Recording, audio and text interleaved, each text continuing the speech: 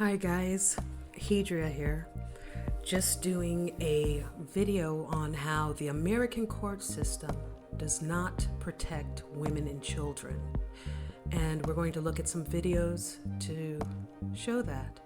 I've had my own personal experiences, as many of you know. My child and I are domestic violence survivors. The court system in our small Wyoming town failed us, and I ultimately went to Costa Rica to seek asylum for our safety. So here we go. A woman from Ohio is hiking 936 miles to Washington, D.C., 1 mile for every child's death from domestic violence since 2008. Today, she was in Charleston on her first stop on her tour. Shayla Klein shares her story of surviving domestic violence and raising awareness of the issues that she's had within the justice system. Sarah Moore is walking 1 mile for every American child who was murdered since 2008 as a result of domestic violence. I wanted to bring awareness to the world about what's happening when victims escape domestic violence in family court. Moore says domestic violence victims are forced to have contact and visitation with their abusers nationwide. You actually can't escape if you have children with your abuser. West Virginians who came to the rally say they want people to know it's not just parents struggling with family court. It's grandparents, too. Dreama Cook says the guardian ad litem accepted a bribe in her grandchildren's decade-long court case. He was found guilty of taking $2,500 from a distant uncle that had custody of my grandchildren. Cook says after that, she realized how many other families in West Virginia were affected by similar problems in family court. They're destroying families, and this has got to stop. Between 2019 and 2020, West Virginia Coalition Against Domestic Violence estimates 19 domestic violence-related deaths. That only accounts for adult victims. The amount of abuse that you have to go through after you escape through the system, the systematic abuses, it's like it magnifies 100-fold. Moore says she will continue to fight the court system because she fears her son could become one of the 936 children she marches for. Why would you escape domestic violence if you can't actually escape? Why wouldn't you just stay? And that's why people are dying in these situations and why they're not leaving.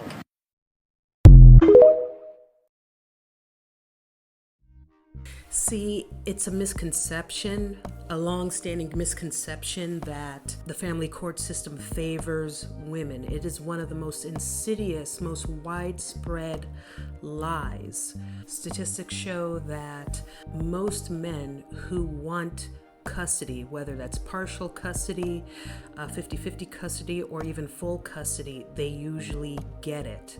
Many men after a divorce just basically relinquish most of their custody because they want to move on to new girlfriends and wives, have their own independent lifestyle, and are just happy to write a check. But there's a smaller percentage, a dangerous percentage of men who are narcissistic and wish to regain control over their wife and use their children to do it, and who are willing to even hurt the children, to hurt the mother, or hurt the mother and the children, depending on who they are. And that's how we've come to these numbers, these outrageous numbers of these children dying in custody disputes, because the system is failing them.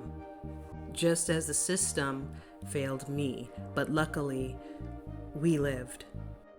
And in this particular story about the guardian ad litem taking a bribe, that doesn't surprise me at all, because these professions tend to attract a certain type of person. Guardian ad litem for my daughter was even worse and just as corrupt. And it doesn't matter if these people are female, okay? My guardian ad litem for my child, her husband was arrested and did prison time for child PORN, and she still stayed with him even though they had young children at the time.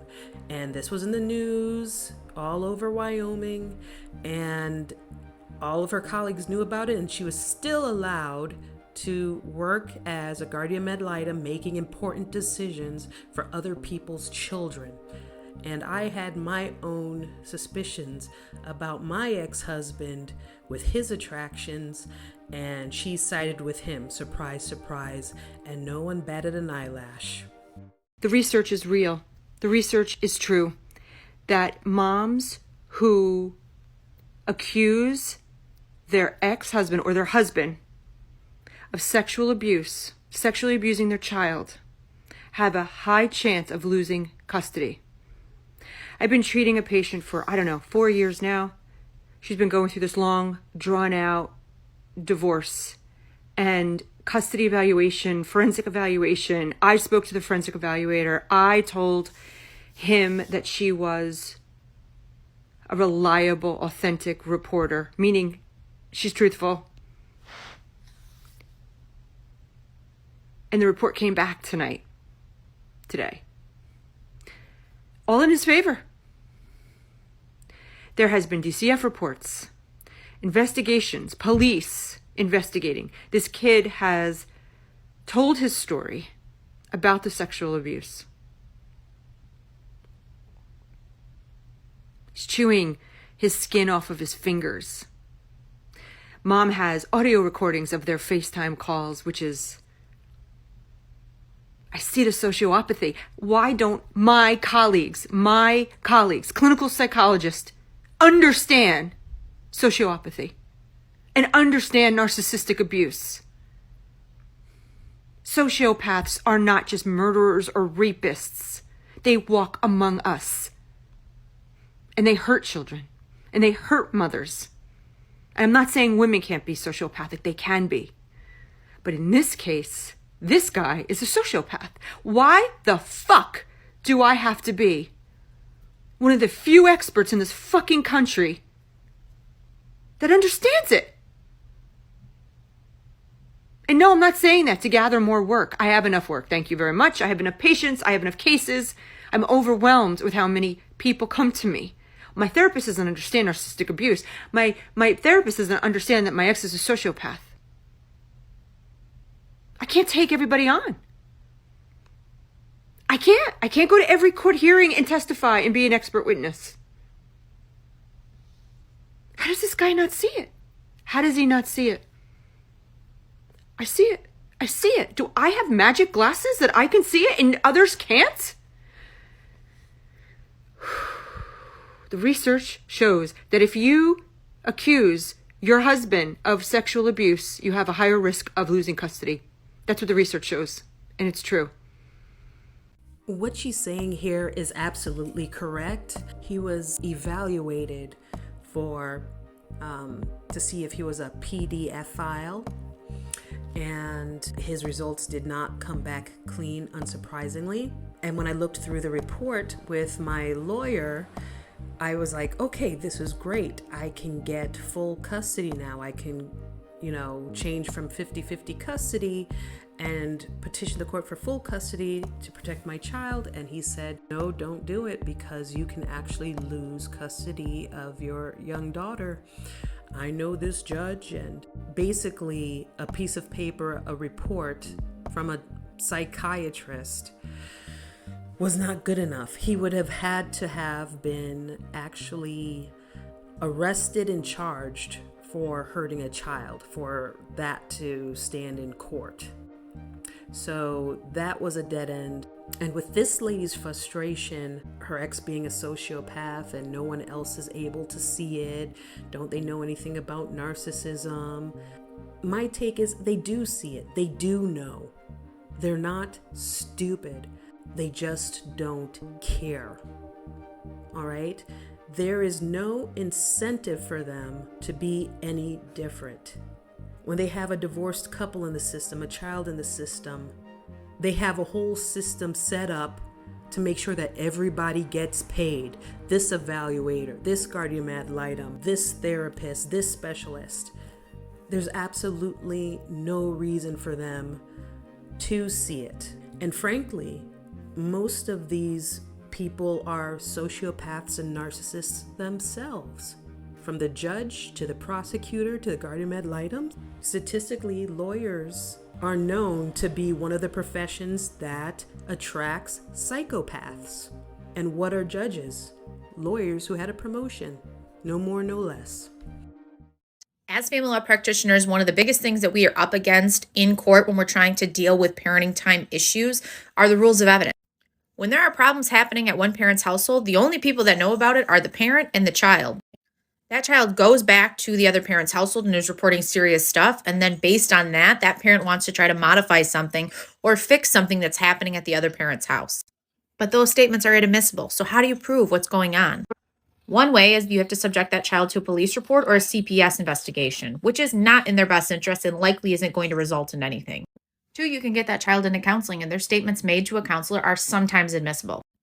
3, you can request that the court interview the child in chambers, but often judges won't do that because it's chock full of issues for the other side who don't know what the kid is going to say. And typically the courts will only interview regarding preference. 4, you can have the child write a letter, or you can have other people come in and corroborate those statements, right? Wrong. That's hearsay. So truly the only way that you can get in what's going on at the other parent's household tends to be putting a child on a witness stand, which we don't do. The family law court system, coupled with the rules of evidence, while the rules of evidence and the hearsay exceptions are there to protect the parties, it fails the children. Sadly, the majority of family court cases are very predictable.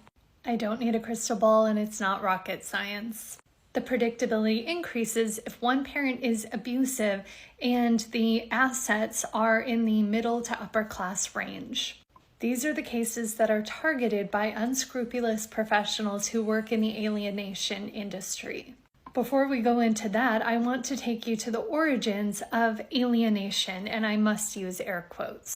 It was developed as a legal strategy for men who were sexually abusing their children.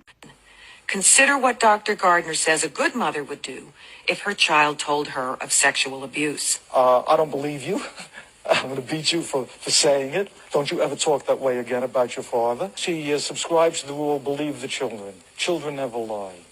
Well, everybody knows children lie. In the 1980s, that disturbing man planted a seed based on a concocted syndrome with no scientific backing.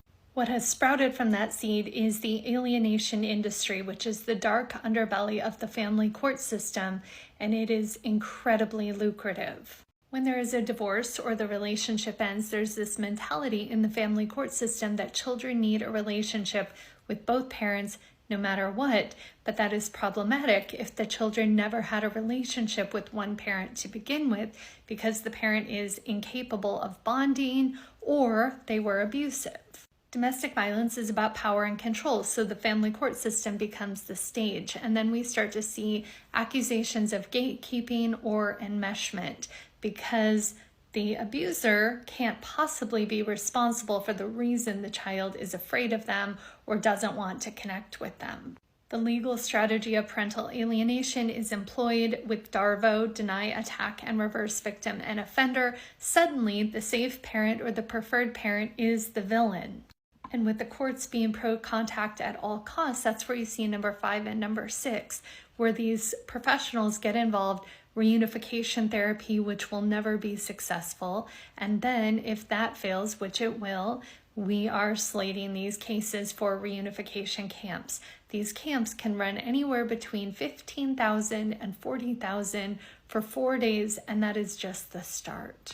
After the camp, the kids are prohibited from seeing their preferred parent for a minimum of 90 days, but it's never 90 days. So in essence, these professionals are actually doing what they are accusing the preferred parent of doing, which is alienating them from the kids. These camps use coercion and threats to gain compliance from the kids, and they are abusive. I encourage you to read survivor stories at alienationindustry.com. Okay, case in point right here, it's about the money. It's very lucrative. People would be surprised how lucrative it is to keep mothers and children and good fathers on the hamster wheel. It's not about the children's safety, what's in the best interest of the children most of the time.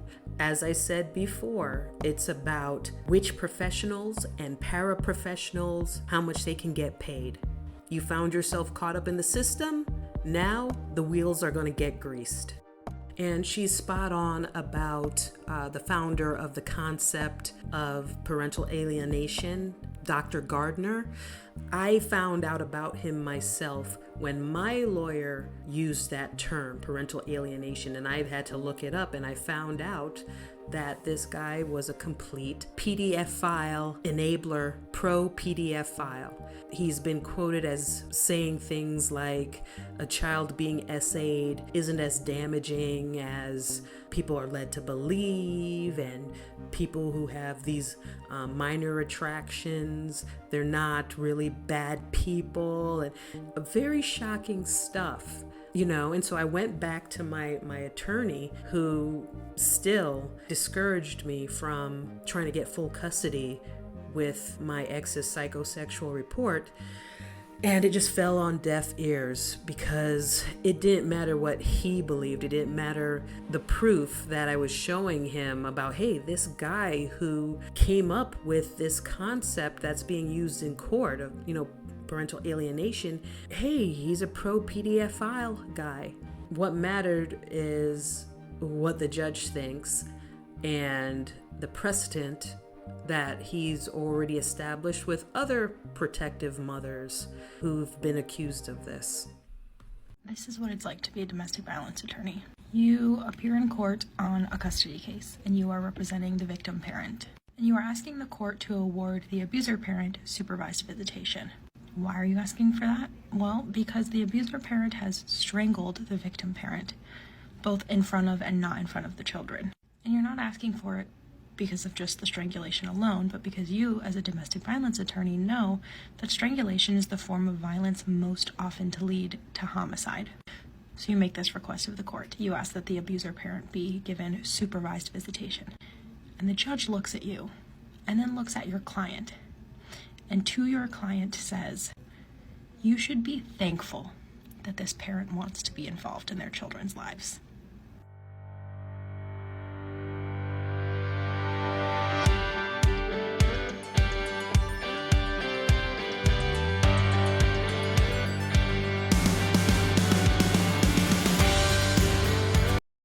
Stop. What is this? Nobody's helping me, so I've resorted to TikTok. We're listening. 2 years ago, my dad went to jail for domestic violence against me, my mom, and my sister. Judge Matt Brown in Rapid City, South Dakota is now trying to put me back with him. Macy's family story is not unique, but it is horrific. A story of well-documented and reported domestic violence that led to a protection order the abuser eventually broke. Before I tell you the rest of their story, it's important you understand the corruption taking place in the family court system, because those participating in this corruption don't think the general public know what is going on. All an abusive parent has to do in the family courts is cry these 2 words, and with enough money, they will be immediately surrounded by a team of lawyers and guardian ad litems teamed up with judges to legally kidnap your children. Don't believe me? You haven't been paying attention.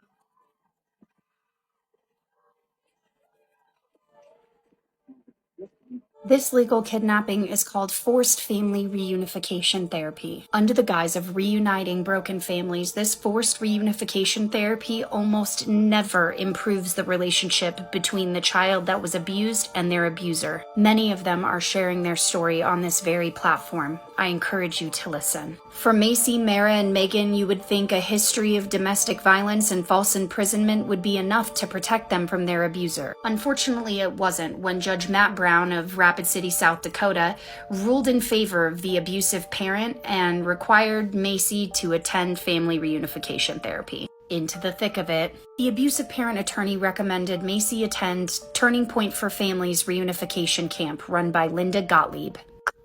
Very often, clinicians will accept the word of the parent and child who say, my child is going into a state of panic, they're getting nausea, they're threatening suicide, just at the mere fear of having to see their other parent in the protective environment of a therapist's office. This is nonsense. Absolute nonsense. They haven't seen a parent in 3 or 4 years. You're going to tell me that just the mere threat of seeing that parent is going to cause suicidal threats? If that's the case, then their alienating parent is not teaching them how to cope with life. And we're going to keep telling you that, Linda, because you seem so uneducated on how the body physiologically responds to trauma. It still baffles me that you're allowed to work with traumatized children. But what baffles me even more is the family reunification therapist assigned to Macy's case. That poor young lady. I'm not surprised that Rapid City, South Dakota is full of corrupt people. How do I know that? Because I lived right next door in Wyoming, only an hour away. That's where I escaped from. That whole region is full of small, isolated mountain towns, okay? And Rapid City is it's a small to medium-sized city. It's very diverse, but the surrounding areas, because this is up in the Rockies, okay, I would say they're 30 years behind in regards to the status of women and everything else up there. So I'm not surprised that this has happened to this young lady, because it is corrupt. And the system in general is corrupt, but especially in that region, because it's so isolated. And the people there who are in power have their own little fiefdom, away from the prying eyes of larger municipalities. That's my opinion, at least. And I was right next door from where all this happened, being in Wyoming. And that's why I had to escape and go to Costa Rica for asylum to protect my child and myself, because that literally was my only choice. Well, that's all I have for now, and I hope this has opened a lot of people's eyes and given them some insight about what goes on in the family court system. Does any of this surprise you, or are you going through this right now? Please leave your thoughts and comments down below. And the system doesn't work for many women and children. That's why I have written my book, Seeking Asylum in Costa Rica, a domestic violence survivor's guide to protecting yourself and your children when the system fails. Please check that out and hopefully share it with someone who it may be helpful to. God bless.